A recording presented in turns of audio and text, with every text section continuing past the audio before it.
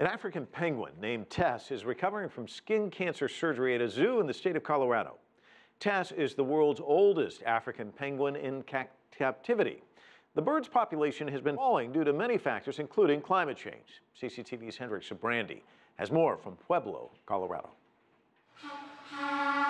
That loud braying sound you hear comes from these African penguins who are very much at home here at the Pueblo, Colorado Zoo. Well, they are very personable. In the early morning, sometimes they come in and they're swimming like crazy.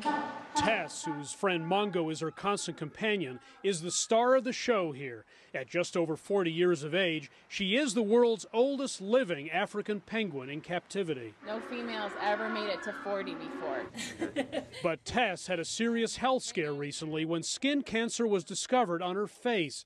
Doctors at Colorado State University's veterinary hospital use very advanced, targeted radiation therapy to treat it. She went back into her exhibit and is doing fantastic. Tess is unique in another important way. She's part of a rapidly dwindling population of African penguins, penguins that are currently threatened by climate change. You know, the plight of the African penguin is sad. Tess's vet, who studied the issue, says climate change has altered ocean currents off the southern and western coasts of Africa, where the penguins live, forcing the birds to swim up to 30 kilometers to get the sardines and anchovies they depend on. What used to be a quick jaunt into the ocean and a 5-kilometer swim, which is nothing for a penguin, is now turning into a marathon. When they don't have the energy sources, they can't breed as well.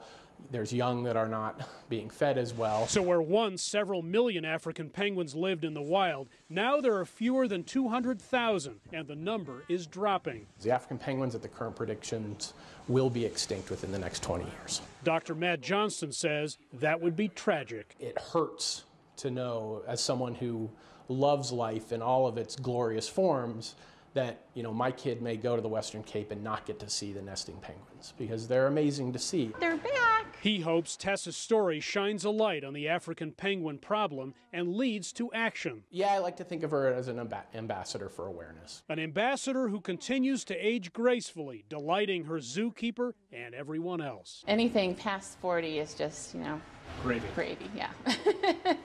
Hendrik Sybrandy, CCTV, Pueblo, Colorado.